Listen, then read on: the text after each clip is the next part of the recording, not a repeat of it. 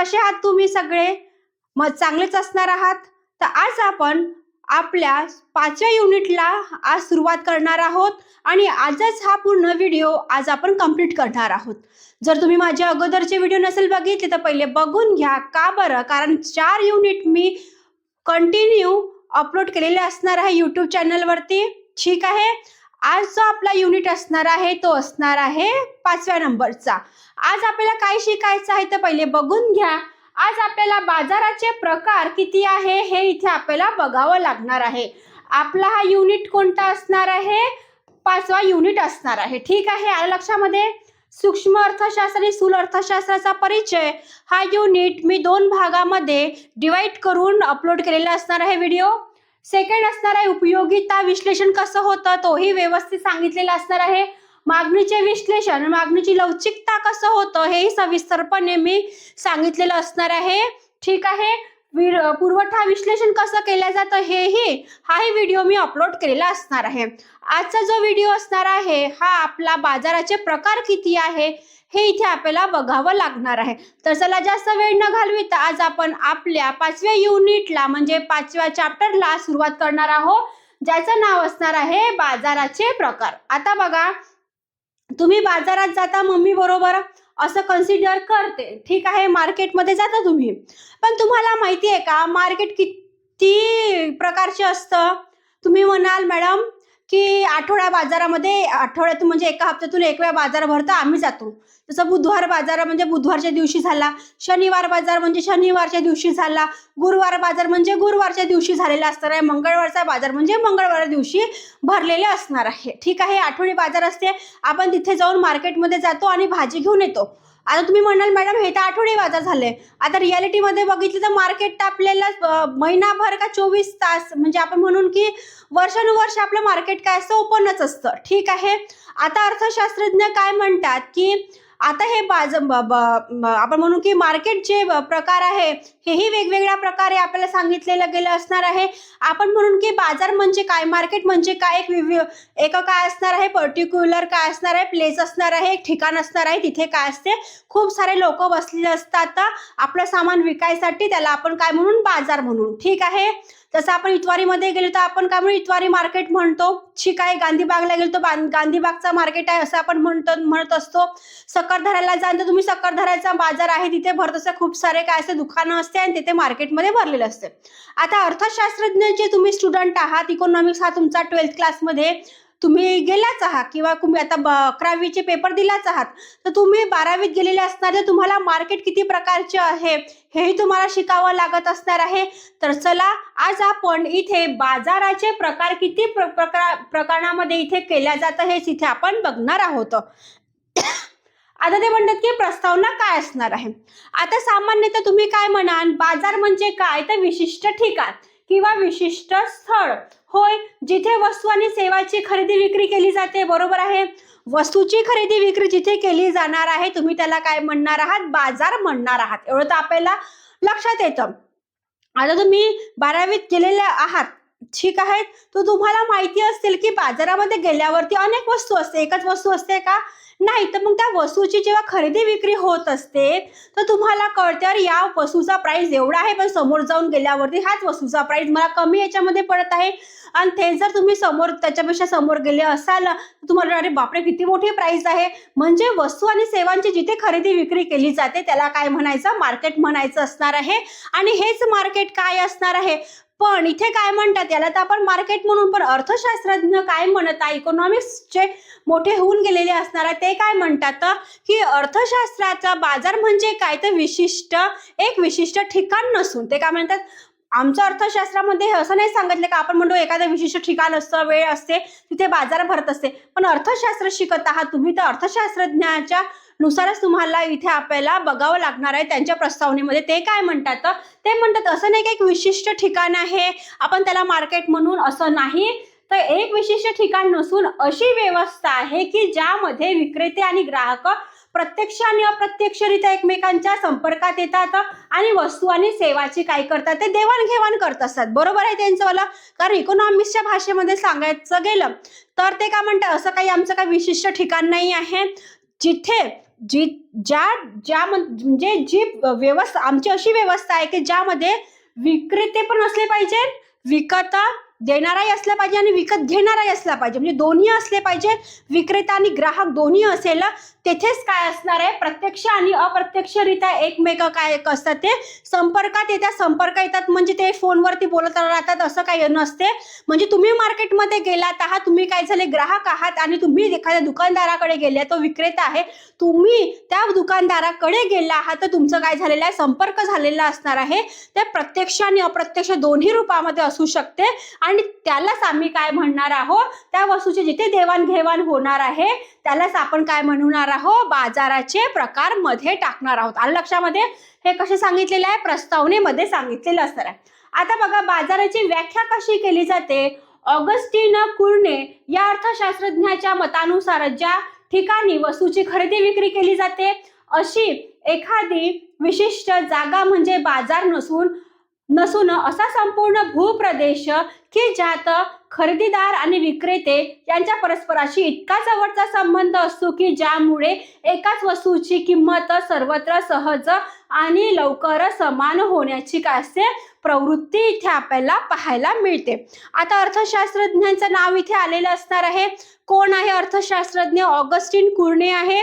ते म्हणतात की आमच्या अर्थशास्त्रज्ञाच्या मते असं सांगण्यात येतात की जिथे वस्तूची खरेदी विक्री केली जाते अशी एखादी विशिष्ट जागा म्हणजे काय असणार आहे, ती बाजार नसून काय असणार आहे, संपूर्ण हा जो भूप्रदेश आहे की ज्यात खरेदीदार असते विक्रेते यांच्या परस्पराशी इतका जवळचा संबंध असतो की ज्यामुळे एकाच वस्तूची किंमत सर्वत्र आणि सहज आणि लवकर समान होण्याची काय असते, प्रवृत्ती इथे आपल्याला पाहायला मिळत असते. आलं लक्षामध्ये? आता अशा प्रकारे बाजाराची संभाव्यता ग्राहक आणि संभाव्य विक्रेते याच्याशी जोडले गेलेले असणार आहे ते जाळे. आणि त्या जाळ्यांमध्ये ते म्हणतात की तेव्हाच बाजार इथे काय होणार आहे, पूर्ण होणार आहे. आणि त्या बाजाराची जेव्हा संकल्पना आलेली असणार आहे ते म्हणतात जिथे ग्राहक आणि विक्रेते असणार आहे. ठीक आहे. दुसरं असणार आहे वस्तू आणि सेवांची खरेदी विक्री होणार आहे तिथे आणि वस्तूची काय असणार आहे, किंमत निर्धारण केली जात असते. ठीक आहे. जसं तुम्ही एखाद्या बाजारामध्ये गेला तर तुम्हाला माहिती आहे ही वस्तू या किमतीमध्ये मला मिळू शकते, पण त्या किमतीमध्ये जर नाही मिळाली तर तुम्ही काय म्हणा, अरे किती महाग आहे असंच म्हणताना म्हणून वस्तूची किंमतही तिथे निर्धारण केली जाते. तिथे विक्रेते आणि ग्राहकही दोन्ही असते आणि वस्तू आणि सेवांची खरेदी विक्री तिथे केली जाते. त्यालाच काय म्हणायचं आहे, तेच बाजार इथे निर्माण होणार आहे. या 3 घटकाच्या शिवाय बाजार संभवच असणार नाही, एवढं तुम्ही लक्षात ठेवा. ठीक आहे. जर तुम्ही बाजारात जात असाल खूप चांगली गोष्ट आहे, तुम्हाला मार्केटमधली काय प्राइस आहे हे तुम्हाला कळत असते. मग स्वतःला कन्सिडर करायचं ग्राहक म्हणून आणि ज्याच्याकडे तुम्ही वस्तू घ्यायला जात असेल त्याला काय समजायचं, विक्रेता समजायचं. मग तुम्ही ती वस्तू घ्यायला चाललात आहात. ठीक आहे. मग ती काय असेल, वस्तू आणि सेवा जेही खरेदी करत असेल तर ते कोण करणार आहे, खरेदी विक्रीच करणार आहात. ठीक आहे. मग ती खरेदी विक्री करताना तुम्हाला फुकटामध्ये तर देणार नाहीये, एवढं तर लक्षात ठेवा. तुम्हाला पैसे मोजून द्यावे लागणार आहे. मग वस्तूची किंमत इथे निर्धारण केली जात असते, एवढं लक्षात ठेवायचं. म्हणजे या 3 घटकाशिवाय इथे तुम्ही म्हणू शकत नाही की हे बाजार आहे, ठीक आहे, मार्केट आहे, हे ठरू शकणार नाहीत. आता बघा बाजाराचे वर्गीकरण. ठीक आहे. पहिले आपण इकडे बघूया. ठीक आहे. मग नंतर चौथा आहे ग्राहक आणि विक्रेते यांच्यातील जवळचा संबंध निर्माण होत असतो.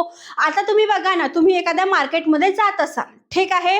आपण असं कन्सिडर करू, आता तुम्ही मोठे झाले आहात, मम्मी पप्पा सोबत तुम्ही जात असाल तर एखादं दुकान असं असतं की तुमची मम्मी पप्पा काय करते, खूप दिवसानंतर गेल्या असतात तर तो विक्रेता काय, अरे बापरे सर मॅडम तुम्ही एवढ्या दिवसानंतर आलेले आहात, किंवा जे काका काकू जे म्हणत असेल मम्मी पप्पाला, तर एवढ्या दिवसानंतर एवढ्या दिवस तुम्ही कुठे होते असंही ते लोक विचारत असते. कारण तुम्ही एखादी वस्तू माहिती आहे की या व्यक्तीच्या कडे गेलो तर आम्हाला काय करणार आहे, तो वजन व्यवस्थित देणार आहे, प्राइस व्यवस्थित देणार आहे, तर आपण हमखास त्याच दुकानामध्ये जात असतो. म्हणजे आपलं तेवढाच जो संबंध असतो विक्रेता आणि ग्राहकापुरती, तर तोही काय असते, इथे परस्पर संबंध निर्माण होत असते. ठीक आहे. मग बाजार विषयाचे तुम्हाला ज्ञानही मिळत असते, नॉलेजही पाहिजे नसते, कारण मार्केट मध्ये गेल्याच्या शिवाय तुम्हाला बाजाराच्या विषयामध्ये काय तिथे म्हणजे दडलेलं असणार आहे, त्या वस्तूची किंमत किती आहे, बाजार किती मोठा आहे, किती लोक बसतात, त्या बाजारामध्ये वस्तू किती आहे, कशा प्रकारे विकल्या जातात, ह्या सगळ्यांचं नॉलेज तुम्हाला जोपर्यंत येणार नाही, जोपर्यंत तुम्ही बाहेर जाणार नाही, ते बघणार नाही. आलं लक्षामध्ये? म्हणजे एवढ्या घटकामध्ये एवढा निर्माण घटक इथे आपल्या बाजार व्हॅल्यू मध्ये इथे आपल्याला बघावं लागणार आहे. ठीक आहे. आता बघा बाजाराचे वर्गीकरण, ते म्हणतात की बाजाराचे काही याच्यामध्ये काय केलं जाते, वर्गीकरणही केले जात असते. आणि ते वर्गीकरण म्हणजे काय, पहिलं असणार आहे स्थळानुसार.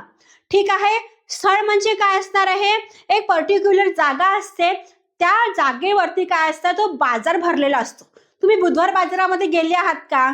शनिवार बाजार भरतो, गुरुवार बाजार भरतो, मंगळवार बाजार भरतो. ठीक आहे. सोमवारचाही बाजार भरत असतो, रविवारचाही बाजार भरत असतो. म्हणजे तो पर्टिक्युलर त्या ठिकाणीच भरत असतो, एवढं लक्षात ठेवा. आणि स्थानिक बाजार म्हणजे असा बाजार की ज्यात वस्तूचे उत्पादन ज्या ठिकाणी होते त्याच ठिकाणाहून वस्तू खरेदी आपण काय करतो, करत असतो. म्हणजे स्थळानुसार स्थानिक बाजारही असते, बाजारपेठेचे पण काय असते, वेगवेगळे प्रकार असते. म्हणजे त्या ठिकाणी पर्टिक्युलर मध्ये गेला तर तुम्हाला माहिती आहे मला इथे भाजी मिळणारच आहे. तुम्ही इतवारीमध्ये जाल तर तुम्हाला माहिती आहे मला गहू तांदळाचं ठिकाण वेगळ्या ठिकाणी आहे, मसाल्याचं वेगळ्या ठिकाणी आहे. तुम्हाला जर भाजी काय म्हणते आपण साबण सर्फ वगैरे घ्यायचं असेल तर तुम्हाला आतमध्ये जावं लागणार आहे, एवढं लक्षात राहते. मग बाहेर जर तुम्हाला लहान मुलांची खेळणी पाहिजे असेल तर तुम्हाला तिथे ते खेळणी मिळू शकतात. डेकोरेशनचं सामान पाहिजे असेल तर डेकोरेशनचं सामानही तुम्हाला तिथे मिळू शकतात. म्हणजे एक स्थानिक प्लेस असते, त्या ठिकाणी तुम्हाला माहिती आहे मला इथे गेल्यावर सगळं काही मिळणार असतात. जसं मॉलमध्ये तुम्ही जाता ते एका ठिकाणी असते, असं नाही का आज या ठिकाणी तर दुसरं त्या ठिकाणी असते, असं नसते. त्या ठिकाणी त्यानुसार हे बाजारही भरलेले असतात. मग राष्ट्रीय बाजार कसं असणार आहे, आता ठीक आहे हे आपण ठिकाणानुसार ठरवलं. आता राष्ट्रीय बाजारामध्ये एक तो लहानसा बाजार असणार आहे का? नाही. तर तो काय म्हणते, देशातील जे नियम लागू होतात, राष्ट्रीय बाजार हा देशांतर्गत बाजार होय. प्रत्येक राष्ट्रीय बाजारपेठेला त्या देशातील काय असते, काही ना काही नियम लागलेले असतात. त्या नियम रूल रेग्युलेशन शिवाय तो बाजार इथे पूर्ण होणार नाही, असं कुठे म्हटलं गेलेलं आहे, राष्ट्रीय बाजारामध्ये म्हटलेलं गेलं असणार आहे. ठीक आहे. आता बघा आंतरराष्ट्रीय बाजार, आता आपण छोटा बाजार बघितला, स्थानिक बाजार, त्याच्यापेक्षा मोठा बाजार बघितला म्हणजे राष्ट्रीय बाजार. आणि आता बघूया आंतरराष्ट्रीय व्यापार. आता आंतरराष्ट्रीय मध्ये तो काय असणार, डायरेक्ट बाहेरच्या विदेशातली गोष्ट करणार आहे. तर ते म्हणतात की आंतरराष्ट्रीय बाजार ही जागतिक बाजारपेठ असून ज्यामध्ये राष्ट्रीय सीमा ओलांडून वस्तू आणि सेवाचे आदान प्रदान केले जाते. बरोबर आहे ना? आपल्या भारताची जर रेषा तुम्ही ओलांडली, तुम्ही दुसऱ्या देशामध्ये गेलात आहात, अमेरिकेमध्ये गेलो म्हणजे तुम्ही सीमा ओलांडली असणार आहे. आंतरराष्ट्रीय म्हटलं गेलेलं आहे ना, राष्ट्रीय म्हटलं तर आपल्याच ठिकाणी असेल, पण आंतरराष्ट्रीय म्हटलं गेलेलं आहे, तुम्ही एका देशातून दुसऱ्या देशामध्ये चाललेल्या असणार आहे. मग ती सीमा जेव्हा ओलांडलेली असणार आहे वस्तू आदान प्रदानासाठी, तर तुम्हाला काय असणार, ते राष्ट्रीय बाजार ठरवला गेलेला असणार आहे. मग आता इथे किती प्रकारामध्ये वर्गीकरण केलेलं आहे, एवढं सगळ्यात महत्वाचं 3 प्रकार सांगितलेले असणार आहे स्थळानुसार. एक असणार आहे स्थानिक बाजारपेठ, दुसरं असणार राष्ट्रीय बाजारपेठ. ठीक आहे, खोडून टाकते इथे. ठीक आहे. नंतर काय असणार आहे आपलं, राष्ट्रीय बाजारपेठ, त्याच्यानंतर आंतरराष्ट्रीय बाजारपेठ. म्हणजे 3 प्रकारच्या बाजारपेठ इथे आपण बघितलेले असणार आहे. स्टुडंट्स हा व्हिडिओ खूप लॉंग होणार आहे का बरं, मी या सगळ्या आज हा पूर्ण बाजाराचा जेही प्रकार आहे हा एकाच व्हिडिओमध्ये मी पूर्ण कव्हर करणार आहे. ठीक आहे. घरी वायफाय नव्हता, नवीन वायफाय लावलेला असणार आहे, त्यानुसार मी 7 दिवस काही व्हिडिओ टाकलेले नसणार आहे. ठीक आहे. नाही तर या 7 दिवसामध्ये आपलं पूर्ण 10चे चॅप्टर पूर्ण कव्हर झाले असते. ठीक आहे. पण असू द्या, हळूहळू जायचं, कासवाच्या पावलांनी चांगलं समजून घ्यायचं. ठीक आहे. लक्षामध्ये. आता बघा ते म्हणतात की आपण स्थळानुसार बघितलं, आता काळानुसार पण असते. आता तुम्हाला माहिती आहे का, काही बाजार अल्प कालावधीसाठी असतात, काही दीर्घ कालावधीसाठी, काही मध्यम कालावधीसाठी असतात. ठीक आहे. जसं आता आपण बघून की अल्प काळ म्हणजे काय, म्हणजे शॉर्ट टर्म साठी. ठीक आहे.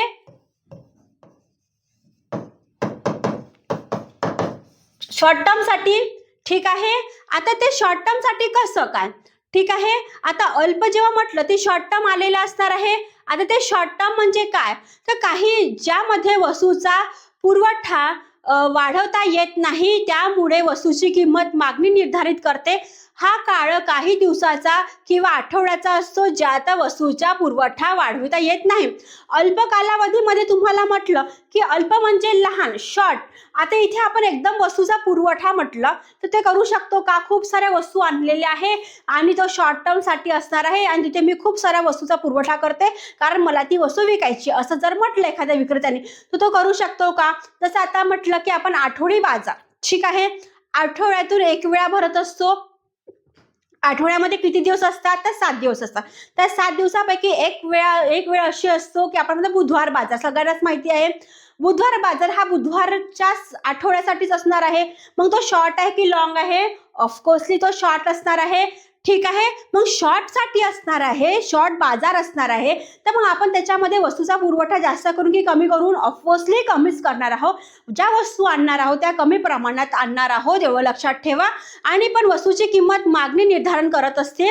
पण हा जो आहे, हा बाजार आहे, हा दिवसाचा किंवा आठवड्याचाच असतो, ठीक आहे. एका दिवसाचा पण असतो, आठवड्याचा पण असतो, ठीक आहे. अल्प म्हणजे शॉर्ट टर्म साठी असतो. मग आता ते म्हणतात की आता याच्यामध्ये आपण हा वर्गीकरणाचा चार्ट पहिले बघून घेऊया. मगाशी बघत होतो पण आपल्याला हा आता बघून घेऊ, ठीक आहे, कारण मग हा आपला एक पॉईंट संपणार आहे. आता बघा, पहिले बघितलं की स्थलानुसार असतं, ठीक आहे. नंतर स्थलामध्ये काय बघितलं? स्थानिय, राष्ट्रीय, आंतरराष्ट्रीय बघितलेलं आहे, 3 प्रकार.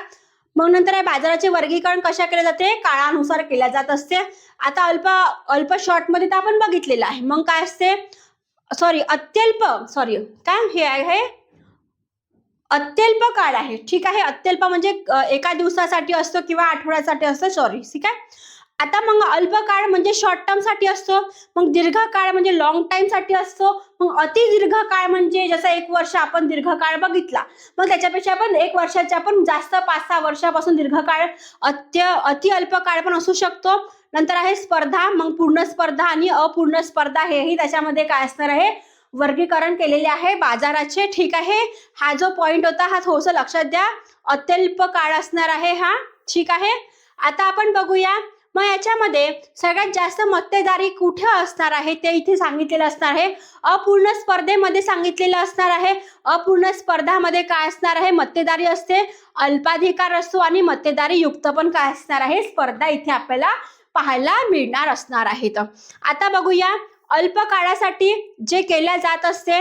आता अल्प काळ म्हणजे काय? तर शॉर्ट टर्म साठी तो अत्यल्प काळ होता, ठीक आहे. आलं का? कारण तो काय एका दिवसाचा असतो, आठवड्यातून एका दिवसाचा, मधून तो अत्यल्प काळ असला पाहिजे ना.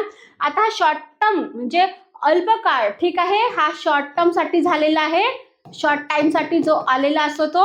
आता अल्प काळ म्हणजे हा एका वर्षापेक्षा कमी कालावधीसाठी केला जातो आणि या काळात वस्तू आणि सेवाचा पुरवठा काही प्रमाणात आदानाचे किंवा म्हणजे आपण म्हणून की उदाहरणार्थ श्रम समायोजन वस्तूचा पुरवठा वाढविता येणे शक्य आहे, ठीक आहे. आता याच्यामध्ये काय म्हणतात की जे श्रम आहे, जे मजदुरी लोक जेव्हा आपण श्रम करत असतो तर त्या श्रमाचा समायोजन यामध्ये वस्तूच्या पुरवठ्यानुसार पण इथे होत असतो.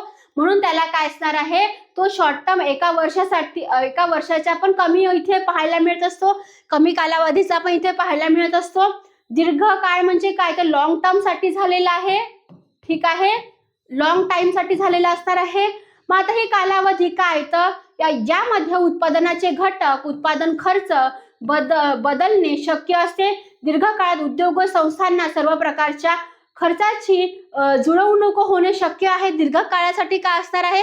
जोही विक्रेता असणार आहे, मोठे लोक म्हणजे मोठा उद्योग असणार आहे, तर त्याला जर पैशाची गरज असेल तर दीर्घ लॉंग टर्म साठी तर तो पैशाची ते काय करणार आहे? कुठून ना कुठून आणून आपलं काम करणार आहे.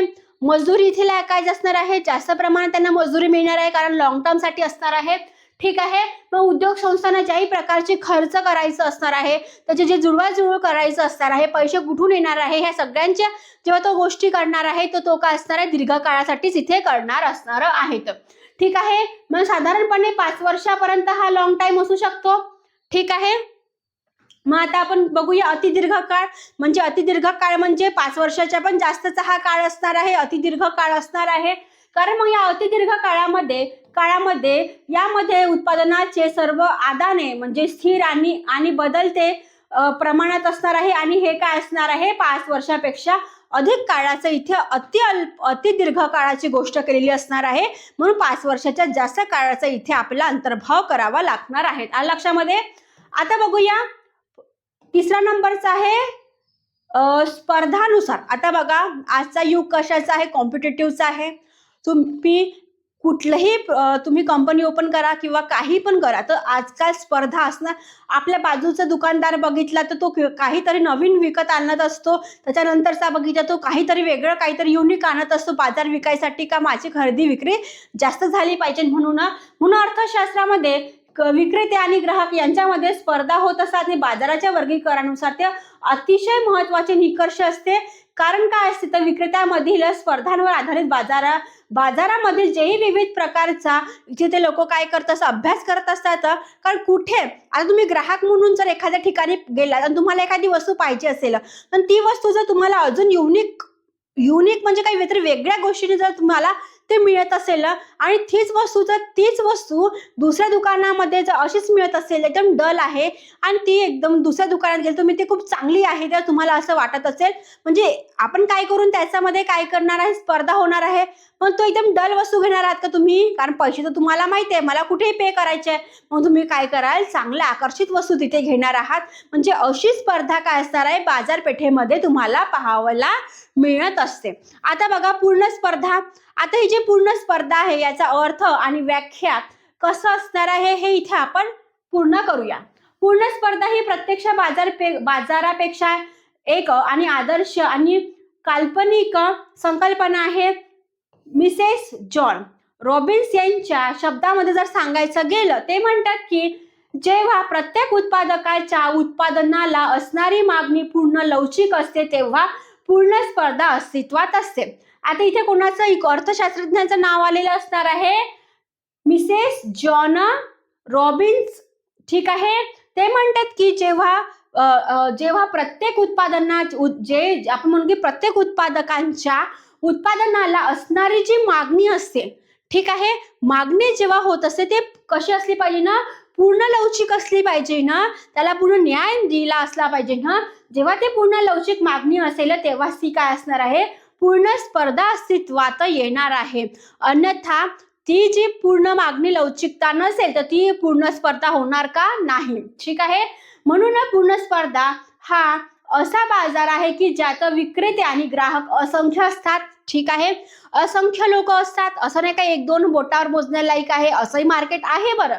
पण आपण जेव्हा पूर्ण स्पर्धेची गोष्ट करत असतो तिथं असंख्य लोक असणार आहे, विक्रेते आणि ग्राहक खूप प्रमाणात असणार आहे. एवढं लक्षात ठेवायचं की सर्व विक्रेते आणि ग्राहक कोणत्याही निर्बंधाशिवाय एकजिन्सी वस्तूची खरेदी विक्री करण्यात गुंतलेले असतात. प्रत्येक ग्राहक आणि विक्रेते यांना बाजार स्थितीचे पूर्ण ज्ञान असते. ठीक आहे.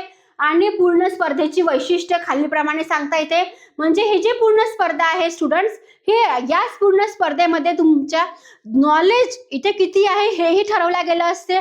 कारण तुम्ही जर मार्केट घुमत असाल तर तुम्हाला माहिती आहे मला ही वस्तू एवढ्या रुपयामध्ये मिळत असेल आणि तुम्हाला एखाद्याने म्हटलं अरे ही वस्तू तर एवढ्या रुपयात आहे, तुम्ही काय म्हणणार, त्या काकूनी बाजूचं दुकानदार आहे ना त्यांनी तर मला एवढ्या रुपये सांगितले, तुम्ही मला एवढ्या रुपयाची का बरं सांगत आहात, मग तुम्ही काय कराल त्याचं उदाहरण द्याल. आलं लक्षामध्ये. म्हणजे पूर्ण स्पर्धेमध्ये विक्रेत्याला जेवढं नॉलेज असतं, ग्राहकाला वस्तू जो खरेदी करता आहे त्यालाही तेवढं नॉलेज असते. त्याच्यामध्ये ज्ञान तुमचं किती आहे याच्यावरती हे पूर्ण स्पर्धा इथे आपल्याला पाहायला मिळत असते. आता बघूया असंख्य विक्रेते असणार आहे इथे. ठीक आहे. असंख्य ग्राहक असणार आहे. आताच बघितलं आपण की पूर्ण स्पर्धा जेव्हा आली तर तिथे असंख्य ग्राहक आणि असंख्य विक्रेते असणार आहे. तुम्ही एखाद्या बाजारामध्ये जा, तिथे एकच विक्रेता बसला असतो का, नाही. एकच ग्राहक असतो का, त्याच्याकडे येतो अरे बापरे एवढ्या याच्यामध्ये प्रदेशामध्ये एकच विक्रेता आहे जो वस्तू विकत आहे आणि एकच ग्राहक आहे तो घेऊन राहिलेला, असं आहे का, नाही. तर ते म्हणतात की असंख्य विक्रेते असणार आहे, असंख्य ग्राहक असणार आहे. मग पूर्ण स्पर्धेमध्ये असंख्य विक्रेते आणि असंख्य ग्राहक असतात हे आताच बघितलं आपण. मग अगोदर उल्लेख केल्याप्रमाणे एकूण बाजारात प्रत्येक विक्रेता आणि ग्राहक यांचा जो सहसंबंध नगण्य असतो, त्यामुळे कोणत्याही एक विक्रेता बाजारातील किमतीवर प्रभाव पडू शकत नाही. अशा प्रकारे पूर्ण स्पर्धेमध्ये विक्रेते किंमत स्वीकारणारे असतात. म्हणजे एकच दुकानदार आहे आणि तो एकच दुकानदार काय करतोय, वस्तूची किंमतही ठरवत आहे. मला ही वस्तू मी किती रुपयात आणली आहे मला काही माहित नाही, पण मला ही वस्तू एवढ्या रुपयामध्ये विकायचं आहे, असं तो तिथे एकजिन्सीपणा करू शकतो का? नाही करू शकत. कारण त्याला माहित आहे मी जर अरेरावी जर केली तर हा ग्राहक काय करणार आहे, जाणार आहे, असं तिथे होऊ शकत नाही. म्हणून इथे काय करत असते तो, वेगवेगळे इथे ग्राहक असते, अनेक प्रकारचे विक्रेते असते, तर अनेक प्रकारचे ग्राहकही असते. मग इथे आपल्याला पूर्ण स्पर्धेमध्ये इथे सांगण्यात आलेलं असणार आहे. आलं लक्षामध्ये? म्हणजे यामध्ये काय आहे, तुम्ही असं कन्सिडर करा की पूर्ण स्पर्धा, जसं तुम्ही म्हणाल की तुम्ही एखाद्या बाजारात मार्केटमध्ये जा, तुम्हाला तिथे एकच विक्रेता दिसत आहे का, एकच ग्राहक दिसत आहे का, तो पर्टिक्युलर त्याच ठिकाणी जात असेल, ठीक आहे. दुसरे विक्रेते आहेच नाही का, ठीक आहे. जिथे तुम्हाला खूप सारे विक्रेते दिसत आहे, खूप सारे ग्राहक दिसत आहे, तुम्हाला समजायचं की मी हे पूर्ण स्पर्धेची गोष्ट करत आहे. आलं लक्षामध्ये?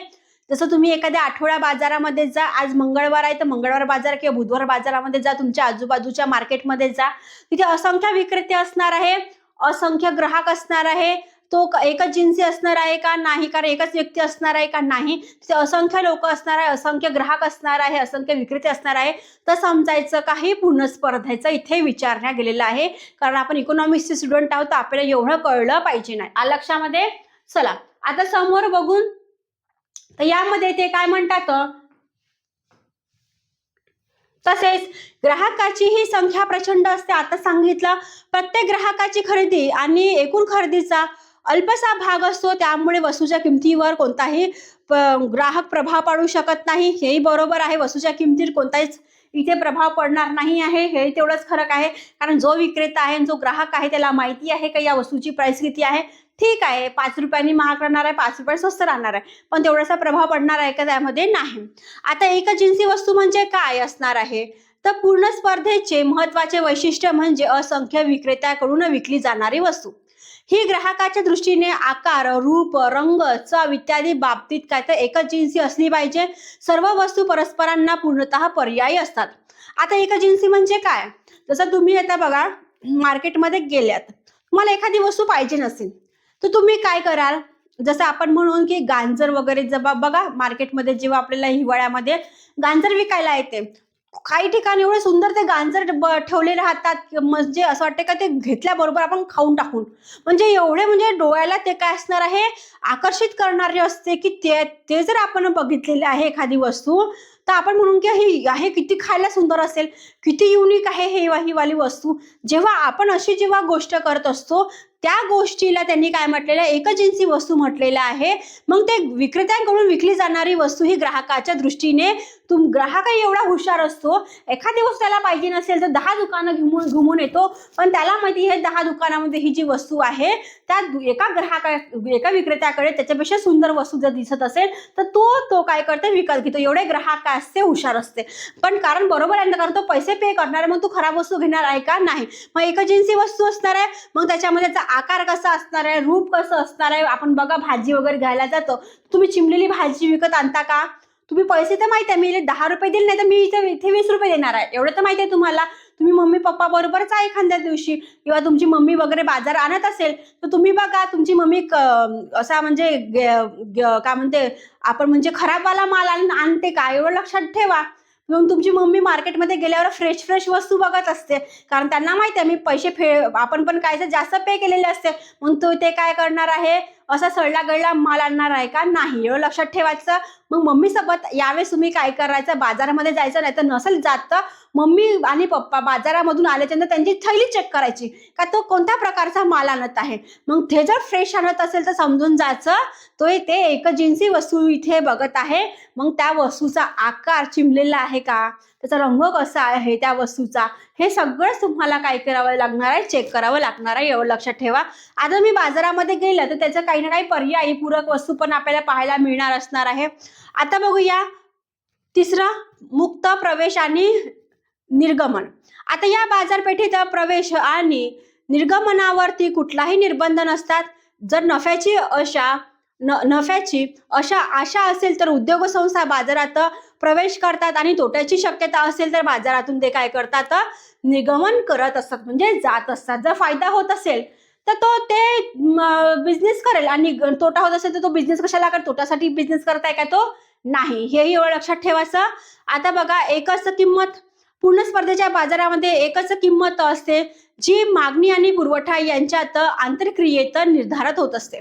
आता बघा, पूर्ण स्पर्धा बाजारामध्ये काय असते, तुम्ही बाजारामध्ये जर की खूप मोठ्या बाजारामध्ये बघा, तर एखाद्या वस्तूची किंमत काय असते, ते एकच किंमत असते. पण आपण जेव्हा मागणी आणि पुरवठ्याचा जेव्हा संबंध बघत असतो, तेव्हा आंतरक्रियेने ते काय केले असते, निर्धारितही केली असते. एवढं लक्षात ठेवायचं. मग पाचवा आहे बाजाराचे संपूर्ण ज्ञान कसं असते. आता बघा, ग्राहक आणि विक्रेते यांना बाजार स्थितीचे संपूर्ण ज्ञान असते. प्रत्येक ग्राहक आणि विक्रेता यांना वस्तूच्या किमती, गुणवत्ता, दर्जा, पुरवठा इत्यादी बाबत काय असते, ज्ञान असते. आताच बघितलं बघा, जेवढे विक्रेता हुशार असते त्याच्यापेक्षा जास्त हुशार कोण असते? ग्राहक असते, कस्टमर असते.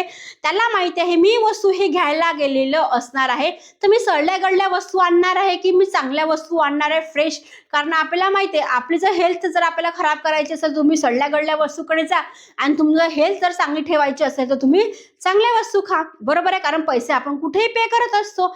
मग ते म्हणतात की यामध्ये बाजाराचे जे संपूर्ण ज्ञान विक्रेता आणि ग्राहकाला असते, त्यामध्ये काय असणार आहे, तुमचं नॉलेजही सगळ्यात महत्वाचं असते. कारण तुम्ही बाजारामध्ये गेले तो फुकटामध्ये देणार नाहीये वस्तू, एवढं लक्षात ठेवा. हेही महत्वाचं असणार आहे. जर तो 50 रुपये किलोने जर विकत असेल तर तुम्ही काय कराल, बाजार म्हणजे त्याला म्हणाल की मला हे 30 रुपये 40 रुपयामध्ये तो देत असेल तर ठीक आहे, नाही तर तुम्ही काय कराल, ती वस्तू त्या किमतीला घेणार आहे. पण आपले पैसे का फुकटचे आलेले आहे का? नाही. म्हणून इथे काय असणार आहे, ग्राहक आणि विक्रेता दोघांनाही काय असणार आहे, त्या वस्तूचं नॉलेज असणार आहे. एवढं लक्षात ठेवायचं.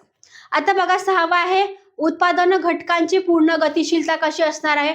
पूर्ण स्पर्धेचे आणखीन एक वैशिष्ट्य म्हणजे उत्पादनाचे घटक हे पूर्णतः गतिशील असतात.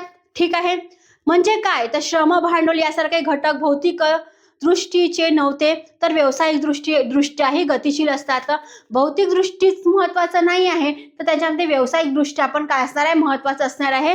कारण श्रम आणि भांडवल, पैसा आणि जे आपण म्हणून की बोझ वगैरे उचलून नेणारे जे श्रम लोक असतात, त्यांच्यामध्ये पण इथे गतिशीलता इथे पाहावं लागत असतात. वाहतूक आणि खर्चाचा अभावही असते. पूर्ण स्पर्धेत वस्तूची किंमत सर्वत्र सारखी असते, कारण वाहतूक खर्च तुम्हाला निर्धारित करावा लागत असतो. वाहतूक खर्च गृहीत धरलेला इथे नसतो.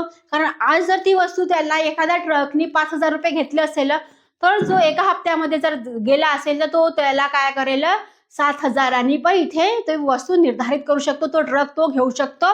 कारण इथे किती वाहतुकीचा खर्च होणार आहे हे निश्चित दिलेलं नसतं. एवढं लक्षात ठेवायचं. आणि या गृहीतकामुळे किंमत समानता निर्माण होणार आहे, हेही तेवढंच खरं असतं. आता बघा, सरकारी हस्तक्षेप इथे नसणार आहे. निहस्तक्षेप धोरणे पूर्ण स्पर्धेचे महत्वाचे वैशिष्ट्य आहे. याचाच अर्थ की आर्थिक घडामोडीमध्ये शासकीय हस्तक्षेपाचा पूर्ण इथे काय असणार आहे, अभाव असणार. इथे गव्हर्नमेंटचा रोल राहणार नाही आहे. पूर्ण स्पर्धेमध्ये इथे सरकार धोरण आपलं ठरवणार नाही आहे, आणि यामध्ये काय असणार आहे, पूर्ण स्पर्धेमध्ये सरकारचं निहस्तक्षेपाचं धोरण इथे आपल्याला पाहावं लागणार आहे. आता बघा, पूर्ण स्पर्धेतील किंमत निश्चिती कशी केली जात असते. आता बघा, पूर्ण स्पर्धेमध्ये एकच वस्तूची किंमत एकच ठरवली जाते का? नाही.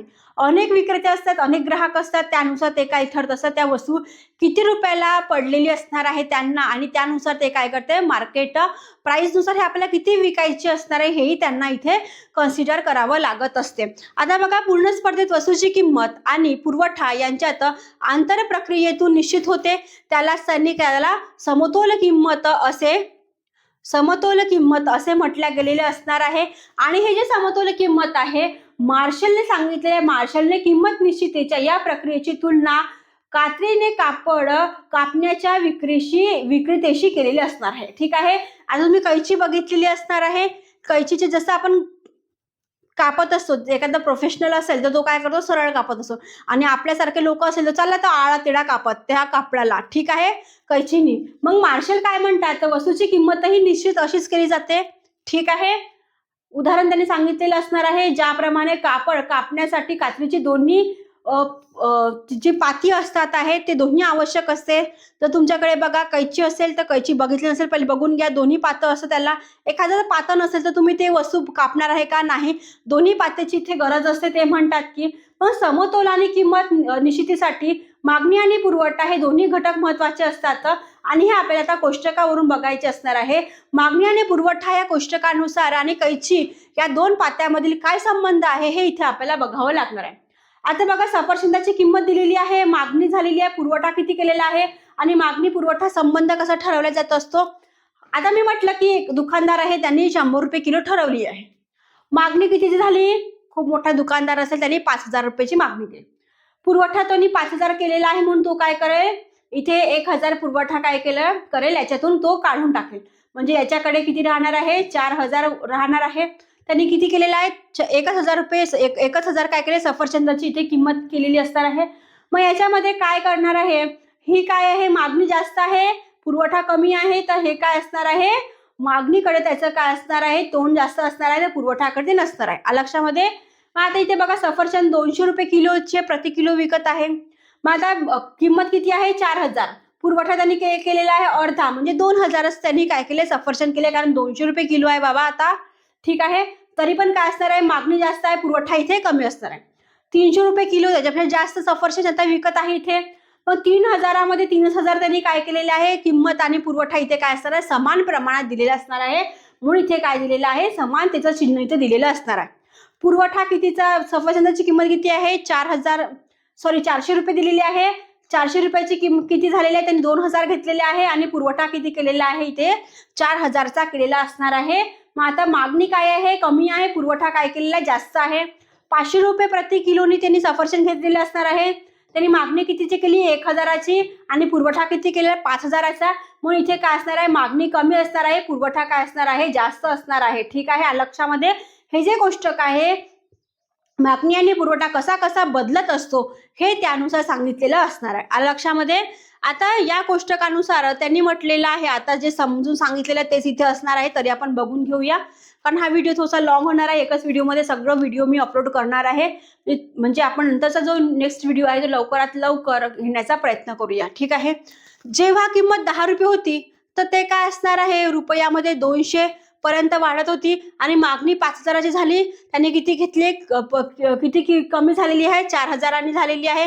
मग पुरवठा किती झाला आहे? 1000 किलोवरून 2000 वरती गेलेला असणार आहे. मग किंमत वाढल्यामुळे मागणी कमी होते आणि किंमत वाढीमुळे बरोबर पुरवठाही ते वाढतो. ही अशी स्थिती आहे की जेथे मागणी आणि पुरवठ्यापेक्षा जास्त आहे त्याला मागणी काय म्हणावं लागणार आहे? अतिरिक्त मागणी इथे म्हणावी लागणार असणार आहे. ठीक आहे. हे बघा, इथे दिलेलं आहे अतिरिक्त मागणी. ठीक आहे. नंतर आहे, जेव्हा 300 रुपये झाली होती प्राइस, इथे बघा 300 रुपये झालेली असणार आहे. हा तक्ता इथे आपण बघणार आहोत. तर 300 रुपये झाली. ठीक आहे. इथे ठेवते मी, लक्षात आलं, दिसत आहे.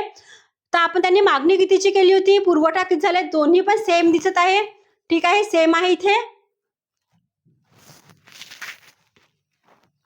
ठीक आहे. बघा, सेम आलेला आहे मागणी आणि पुरवठा. मग या मागणी आणि पुरवठा सेम जेव्हा आहे, तर त्यांनी काय केलेलं आहे? मग समतोल साधला गेलेला असणार आहे. हे बघा, समतोल साधला गेलेला असणार आहे आपल्या याच्यामध्ये. आणि नंतर चौथ्या याच्यामध्ये काय दिलेले? जेव्हा 400 रुपये वरून 500 रुपये पर्यंत वाढ झालेली आहे, तेव्हा मागणी 2000 होती, किलोवरून किती झालेली आहे? 1000 किलो पर्यंत ती कमी होते आणि पुरवठा 4000 वरून किती झाला आहे? 5000 रुपयांनी इथे झालेला आहे. तर मग काय होणार आहे? त्याची जी आकृतीचं काय असणार आहे? अशा प्रकारे पुरवठा आणि मागणी काय असणार आहे? जास्त प्रमाणात इथे आपल्याला पाहायला मिळणार असणार आहे. लक्षामध्ये. आता बघूया, याची आकृती दिलेली असणार आहे. हा ग्राफ आहे. आता बघा, इथे य अक्षरावरती किंमत, क्ष अक्षरावरती काय? मागणी आणि पुरवठा. 1000 2000 3000 4000 5000 आपण त्यांनी मागणी केलेली असणार आहे. किंमत 100 आणि 500 पर्यंत इथे कन्सिडर केलेलं असणार आहे. आता जेव्हा आपल्याला माहिती आहे 300 रुपये किंमत होती, तर 3000 किंमत झालेली असणार आहे किंवा त्या वस्तूची मागणी केलेली आहे. पुरवठा किती झालेला आहे? 3000 झालेला आहे. म्हणजे हा जो पॉईंट 3000 वरून इथे आलेला असणार आहे, तर हा काय झाला आहे? समतोलाची इथे गोष्ट केली, बरोबरची गोष्ट केलेली आहे. मग या 300 वरून जर आपण या 3000 वरती केलं, तर इथे काय असणार? आपल्याला एक पॉईंट मिळणार आहे. ठीक आहे. लक्षामध्ये. हा जो पॉईंट असणार आहे, इथून प आणि प इथे गेलेला असणार आहे एक, आणि इथून म आणि म इथे काय असणार आहे? एक काय करण्याचा वक्र गेलेला असणार आहे. स या पॉइंटला स नाव दिलेलं असणार आहे. हा वक्र कुठे चाललेला आहे, खाली चाललेला असणार आहे, एक वक्र वरती चाललेला असणार आहे. हा वक्र वरती चालत आहे, एक वक्र काय ते खाली जात आहे. म्हणजे पुरवठा आणि मागणी हे काय समतोल दाखवत आहे. मग हे जर दाखवत आहे तर मग पुरवठा जास्त आणि मागणी कमी हेही दर्शविण्याचं त्यांनी काय केलेलं आहे, काम केलेलं असणार आहे. तर ठीक आहे, लक्षामध्ये. आता हे जे इथे पूर्ण याचं काय दिलेलं आहे, सारांश रूपामध्ये दिलेलं असणार आहे, तुम्ही बघून घ्या. ठीक आहे, आता बघा आपण बघितलं की आता आपण बघूया अपूर्ण स्पर्धा. अपूर्ण स्पर्धा काय असतं, याचे काही ना काही प्रकार दिलेले असणार आहे. मग पूर्ण स्पर्धा जेव्हा आपण स्पर्धायुक्त बाजाराचे जेव्हा आपण वैशिष्ट्य बघत असतो, मग काही वैशिष्ट्ये असे आढळतात की ते आपल्याला बघावंच लागणार आहे. आणि सगळ्यात महत्त्वाचा हा पॉईंट असणार आहे आपल्यासाठी, यामध्ये मक्तेदारी कशी केली जाते अपूर्ण स्पर्धामध्ये. आता आपण तर पूर्ण स्पर्धा बघितली, तर अपूर्ण स्पर्धा बघायला काय वेळ लागणार आहे. तर चला, आता अपूर्ण स्पर्धा म्हणजे काय, तर मक्तेदारी. आता ही जी मक्तेदारी आहे याला मोनो म्हणजे एक, ठीक आहे, पॉली म्हणजे विक्रेता म्हणजे मोनोपॉली. ठीक आहे, म्हणजे अपूर्ण स्पर्धेमध्ये एकाच व्यक्तीचं असणार जो मोनोपॉली करत आहे, म्हणून या विक्रेत्याला मोनो म्हणजे एकच असणार आहे. ठीक आहे, मोनो आणि पॉली म्हणजे काय असणार आहे, विक्रेता असणार आहे. मग हा जो ग्रीक शब्दापासून हा जो शब्द बनलेला आहे मक्तेदारी, मोनोपोलो, तर हा मक्तेदारी म्हणजे काय, तर ते म्हणतात की बाजार ज्यात एकाच विक्रेता असून त्याचे संपूर्ण बाजारपेठेवरती काय असते, नियंत्रण असते आणि त्यांच्या वस्तूला जवळचाच पर्याय इथे उपलब्ध नसतो. ठीक आहे, म्हणजे त्याची मोनोपोलॉजी इथे आपल्याला काय करता बघावं लागणार आहे. एकच विक्रेता असतो, तो आपल्या वस्तूचे किती प्राइस ठेवणार आहे त्याच्यावरती असणार आहे, त्याला पर्यायी वस्तू उपलब्ध नसणार आहे. लक्षात ठेवायचं. तुम्ही म्हणाल की मला ही वस्तू पाहिजे नाही, तुम्ही मला 100 रुपयाला द्या, नाही तर मी दुसरी वस्तू विकत घ्यायला जातो, असं नसणार आहे. त्या वस्तूला तीच वस्तू पर्यायी असणार आहे, दुसरी वस्तू नसणार आहे पूर्ण मक्तेदारीमध्ये, अपूर्ण स्पर्धेमध्ये. लक्षामध्ये. मग नंतर इथे कोणते इकॉनॉमिक्स आलेले आहे, तर चेंबरलिन आलेले आहे. एच चेंबरलिन म्हणतात की मक्तेदारी म्हणजे एक उद्योग संस्था जी संपूर्ण पुरवठ्यावर नियंत्रण ठेवते आणि जिला बाजारात अगदी जवळचा पर्यायही उपलब्ध नसतो. आलं लक्षामध्ये. म्हणजे असं नियंत्रण बाजार पुरवठ्यामध्ये ज्याला पर्यायी इथे उपलब्ध नसतो, एवढं लक्षात ठेवायचं. ठीक आहे, चला नेक्स्ट बघूया.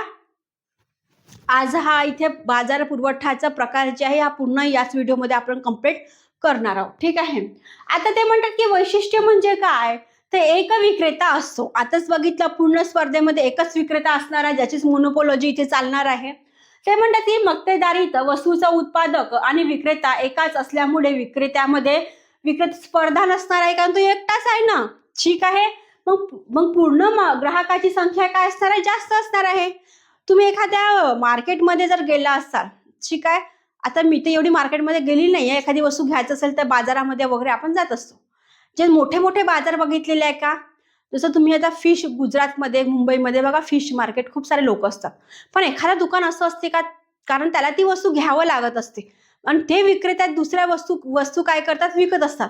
पण ती वस्तू त्याच वस्तूचा पर्याय पण असते ना, ती वस्तू त्याच वस्तू विक्रेत्याकडे मिळत असते आणि ते एकच जिन्स असते का, तो त्या दुसरीकडे पण काय करू शकत नाही, ते पर्यायी वस्तू म्हणून विकू पण शकत नाही, तिथे पर्याय नसतो. पण ग्राहक खूप सारे असते. तसं फिश मार्केट आपण कन्सिडर करून टाकून. ठीक आहे, पर्यायी वस्तूचा अभाव असतो. आताच बघितलं, त्याच्यासारखी वस्तू इथे नसते. ठीक आहे, मक्तेदारीच्या उत्पादनाला जवळचे पर्याय नसते, त्यामुळे ग्राहकाच्या पसंतीला वाव नसतो. त्यांना मक्तेदारीकडून एकतर वस्तू विकत घ्यावी लागते किंवा वस्तूपासून वंचित राहावे लागते. मक्तेदारीत मागणीचा छेदक, लवचिकता शून्य आणि नकारात्मक असतो. पर्यायी वस्तूचा काय दिले नाही, आपल्याला दिलेलंच नाही आहे, तर मला ही वस्तू पाहिजे असेल तर मी ही वस्तू दुसरीकडे घेऊ शकतो का, नाही घेऊ शकत ती वस्तू. मग पर्यायी वस्तू उपलब्धच नाही आहे. मग ग्राहकाची पसंती नापसंती काही आलेली आहे का, नाही. तो म्हणाले हट्ट, मला ही वस्तू भेटत नाही तर मी दुसरीकडे जाते, असं आहे का. मग ग्राहकाची ते पसंतीच दिलेली नाही, त्याचा पर्यायीच इथे काय दिलेला आहे नाही, त्याचा अभाव असणार आहे. तर मग इथे काय असणार आहे, त्या विक्रेत्याची काय असणार आहे, मोनोपोलॉजी इथे चालणार असणार आहे. ठीक आहे, मग नंतर दिले आहे प्रवेशावर बंद. कायदेशीर, नैसर्गिक, तांत्रिक बंधनामुळे इतर स्पर्धकांच्या बाजारातील प्रवेशावर ते बंधने येतात, हेही महत्वाचं असणार आहे. बाजार पुरवठ्यावर पूर्ण नियंत्रण असते. मक्तेदारांचे बाजार पुरवठ्यावर पूर्ण नियंत्रण असते, तेव्हा वस्तूचा एकमेव उत्पादक व विक्रेता तोच असणार आहे. किंमत किंमत करता कोण असणार आहे? मक्तेदारीचे संपूर्ण बाजार पुरवठ्यावर नियंत्रण असते, त्यामुळे मक्तेदार उद्योग संस्था स्वतःच्या मालाची उत्पादकाची किंमत निश्चित करते. त्यामुळे मक्तेदार हा किमती करता पण असू शकतो, कारण तोच ठरवत असतो ना माझी वस्तू मी किती रुपयाला विकणार आहे, हे तोच ठरवणार आहे, दुसरा ठरवणार आहे, कारण पर्यायी वस्तू आपल्याकडे उपलब्धच नाहीये ना. जसं तुम्ही फिश मार्केटकडे गेले, त्याच्याकडे खूप मोठी नाव आहे, त्यांनी म्हटलं की माझ्याकडे एवढे एवढे फिश आता आलेले आहे, मासे आलेले आहे विक्रीसाठी. त्याला माहिती आहे हा मासा माझ्याचकडे मिळणार आहे, माशाचे का पर्याय उपलब्ध आहे का? नाही आहे. मग तो काय करणार आहे? त्या वस्तूला काय करताय? मोनोपोलॉजी करणार आहे. मग त्या वस्तूची किंमतीचा करता पण तो काय स्वतःच इथे बनणार असणार आहे. आता बघा, मूल्यभेद मक्तेदार हा किंमत करता असल्यामुळे एकाच वस्तूला वेगवेगळ्या ग्राहकाला कालपरत्वे स्थलपरत्वे वेगवेगळ्या किमती आकारू शकतात. बरोबर आहे ना? कारण बघा, मूल्यभेदामध्ये मला जर माझी किंमत जर 100 रुपयाला विकायची असेल, त्याला वाटलं की मक्तेदारीमध्ये माझी किंमत मला तुम्हाला एखादा चांगला ग्राहक आलेला असणार आहे, खूप सुंदर ब्युटिफुल, तर तो काय करेल? त्याला कमी किमतीमध्ये देईल. त्याला माहिती आहे हा साला खडूस आहे हा दुसरा ग्राहक, तर त्याला काय करेल? तो जास्त किमतीमध्ये देईल. अरे घ्यायचं असेल तर घे, कारण हे वस्तू दुसरीकडे दिसणार नाही आहे, ह्या माझ्याचकडे असणार आहे ती वस्तू, तुम्हाला घ्यायचं असेल तर द्या. म्हणजे तो काय असणार आहे? तो काळा परत्वे तो काय असणार आहे? वस्तूची किंमत काय असणार आहे? कमी जास्त प्रमाणात करू शकतो. जर खूप फ्रेश माल आणलेला असेल त्यांनी त्या वस्तूचा, तो काय करेल? जास्त किमतीमध्ये देईल. आणि त्याला माहिती आहे की आता फ्रेश माल आता काय झालेला आहे, गेलेला असणार आहे, काही माल उरलेला आहे, तर तो काय करेल? कमी किमतीमध्ये देणार आहे तो किंमत. ठीक आहे, म्हणजे मूल्यभेदही तिथे आपल्याला पाहायला मिळत असते. तो जास्तही पैसे आकारू शकतो, तो कमी पण पैसे आकारू शकतो त्या वस्तूची. मग वैशिष्ट्य आपल्याला रेल्वेच्या प्रवासात विद्यार्थी व ज्येष्ठ नागरिक यांना तिकिटामध्ये काय असते? सवलत दिलेली असतात. बरोबर आहे ना? रेल्वेचे जेव्हा तुम्ही जाता, विद्यार्थी आहे एकदम सिनियर सिटीजन जर असेल तर त्यांना काय करणार आहे? रेल्वेमध्ये इथे तिकीटमध्ये पण काय असणार आहे? कन्सेशन दिलं जात असतं. उद्योग संस्था बघा, हाच उद्योग मक्तेदार हा त्यांच्या उत्पादकाचा एकमेव उत्पादक व विक्रेता असतो. त्यामुळे मक्तेदारी तर उद्योग संस्था हाच काय असणार आहे? उद्योगक असू शकतो. आता बघा, मक्तेदारीचे प्रकार किती दिलेले असणार आहे? खूप फास्ट होत आहे ना? ठीक आहे, आज नाही तर आपण थांबून जाऊ. ठीक आहे, हा पॉइंट इथे करून बघा. मक्तेदारीचे प्रकार. खाजगी मक्तेदारी. आता जेव्हा एखादी व्यक्ती खाजगी संस्था मक्तेदारी उद्योग संस्थेचे नियंत्रण करते, तेव्हा त्यास खाजगी मक्तेदारी म्हणतात. जसं टाटा समूह झालेला आहे, नफ्याने प्रेरित झालेले असतात. ठीक आहे, टाटा समूह खूप मोठी कंपनी आहे. ठीक आहे, म्हणजे खाजगी झालेली असणार आहे. आता बघा, सार्वजनिक मक्तेदारी म्हणजे काय? तर जेव्हा एखादी उत्पादन संस्था असते, उत्पादन संस्था पूर्णतः सरकारच्या मालकीची, सरकारने नियंत्रित केलेली असतात. सरकारचे त्याच्यावरती काय असणार आहे? वर्चस्व असणार आहे. सार्वजनिक जेव्हा होत असते तेव्हा सरकारचा हस्तक्षेप इथे पाहायला मिळत असते. उदाहरणार्थ काय? भारतीय रेल्वे हे की आपली आहे का खाजगी आहे का? नाही, ही काय आहे? गव्हर्नमेंटची असणार आहे, सार्वजनिक असणार आहे, सगळ्यांसाठी उपलब्ध दिलेली असणार आहे. ठीक आहे, मग कायदेशीर मक्तेदारी काय असणार आहे? मग नंतर काय असणार आहे? बोधचिन्ह, स्वामित्व, पॅटेंट झालं एखाद्या वस्तूचं. ठीक आहे, आपलं पॅटेंट जर आपण काढलं असेल, एखाद्या कायद्यांनी जर काढलं असेल तर पॅटेंट त्याचंच राहणार आहे, आपलं राहणार आहे का? नाही. एखादं बोधचिन्ह वगैरे तुम्ही बघा, ते त्यांचंच राहणार आहे, कायदेशीर आहे. तुम्ही म्हणू शकता का हे मी काढलेलं आहे, असं नाही म्हणू शकत ना. म्हणून कायदेशीर मक्तेदारी पण असणार आहे. यामध्ये अधिकार यासारख्या शासनाच्या कायदेशीर तरतुदीमुळे निर्माण झालेले असणार आहे. मक्तेदारीस कायदेशीर मक्तेदारी असे म्हणतात. आणि या नोंदणीगृहीत व्यावसायिक चिन्हाच्या अंतर्गत स्पर्धकांना प्रवेश करण्यास येतो आणि मक्तेदारीत मनाई केली जाते. त्या चिन्हाचे किंवा अनेकांचे अनुकरण करण्यासाठी मनाई केली जाते. उदाहरणार्थ अमूलची उत्पादने. ठीक आहे, अमूलचं काय आहे? प्रोडक्ट आहे, त्याच्यामध्ये तुम्हाला दूध वगैरे बटर वगैरे सगळं मिळत असते. जर तुम्ही म्हणाल की हे कायदेशीर आहे, तर हे कायदेशीर आहे कारण त्यांनी आपलं एक प्रोडक्ट ओपन केलेलं असणार आहे, त्यांचं काय असणार आहे? एक चिन्ह असणार आहे आणि त्यांनी त्यांचं एक पेटंट असणार आहे. त्या अमूल चिन्हाचं तुम्ही जर बघितलं नसेल, अमूल बटर वगैरेचं बघा, दूध वगैरे येत असं त्यांचं जे राहते एक सिम्बॉल राहते आणि ते काय असते? कायदेशीर आहे. त्याने ते म्हणू शकतात की हे माझं आहे, हे आमच्या कंपनीने ओपन केलेलं आहे. तो जर दुसरा त्याच्यावरती अधिकार दाखवत असेल तर तो काय करणार? निरर्थक ठरणार आहे. कारण अमूल बटर, अमूल जो आहे, हे जो कंपनी आहे, हे त्या व्यक्तीची दिलेली आहे ज्यांचे संस्थापक ते असणार आहे. आ लक्षामध्ये, म्हणजे कायदेशीर मक्तेदारी पण यामध्ये आपल्याला समाविष्ट केले जात असते. नैसर्गिक मक्तेदारी, विशिष्ट स्थळ, हवामान, पर्जन्यमान, नैसर्गिक परिस्थितीमुळे निर्माण झालेल्या मक्तेदारीचं नैसर्गिक मक्तेदारी म्हणतात. जसं पंजाबचा गहू नैसर्गिक आहे ना, नॅचरल. इथे वरती जर आपण गेलेलो असणार आहे, आपला भारताचा जो नकाशा दिलेला आहे, वरच्या साईडने सगळ्यात महत्वाचं म्हणजे गहू खूप मोठ्या उत्पादनामध्ये होत असते. ठीक आहे, कारण तिथून जे नद्या वगैरे वाहत असते, त्या गाळाची जेव्हा आपण म्हणून की सुपीकतेचा जेव्हा आपण विचार केला जात असतो, तेव्हा पंजाबच्या नैसर्गिकतेचं जे हवामान आहे खूप चांगलं असणार आहे. ते सगळ्यात जास्त उत्पादक कशाचा केलं जातं, गव्हाचं केलं जात असतो. आणि म्हणून नैसर्गिक मक्तेदारी पण खूप महत्वाची असणार आहे. साधी मक्तेदारी, साध्या मक्तेदारीमध्ये विक्रेता आणि उद्योग संस्था एका प्रकारच्या उत्पादनासाठी सर्व ग्राहकांना एकच किंमत आकारत असते. ठीक आहे, साधी मक्तेदारी आहे. मूल्य भेदात्मक मक्तेदारी काय असणार आहे? मूल्य भेदात्मक मक्तेदारीमध्ये उद्योग संस्था एकाच प्रकारच्या उत्पादनासाठी वेगवेगळ्या किमती आकारत असतात. जसं आपण म्हणतो, डॉक्टर वेगवेगळ्या रुग्णाकडून काय करते, वेगवेगळी फी आकारत असते. साधा जर खोकल्याचा वगैरे आला असेल एखादा पेशंट, तर त्याच्याकडनं कमी पैसे चार्ज करतात. एखादा जर खूपच म्हणजे खूप त्याला लागलेलं असणार आहे, त्याच्याकडनं जास्त पैसे आपण काय करते, डॉक्टर काय ते पे करतात. आणि तो जर एकदम रात्रीच्या वेळेस जर आले असेल, काही झालं असेल, ठीक आहे, तर त्याला माहिती आहे कोणीच उपलब्ध नसतात, डॉक्टर नसतात, मग त्याला काय करतात, जास्तची ट्रीटमेंट वगैरे देत असतात. तर ते जास्त रिचार्ज म्हणजे पैसे पे करावं लागत असते. हेही ते मक्तेदारीमध्ये येत असतात. ठीक आहे, मग ऐच्छिक मक्तेदारी काय असते? जीव घेणी स्पर्धा टाळण्यासाठी काही मक्तेदारी स्वेच्छेने एकत्र येतात. मग मक्तेदाराचा गट स्थापन करतात. उत्पादन केलेल्या वस्तूची विक्री करून महत्तम नफा मिळवण्याचा त्यांचा काय सोय असते. जसं ओपेक्स जे आहे ते ऐच्छिक मक्तेदारी आहे. आपण म्हणतो की एवढ्या किमतीमध्ये जर मी वस्तू विकत आहे, तर तो ग्राहकांना परवडण्यासारखं पण असलं पाहिजे, आणि तेही महत्वाचं असणार आहे.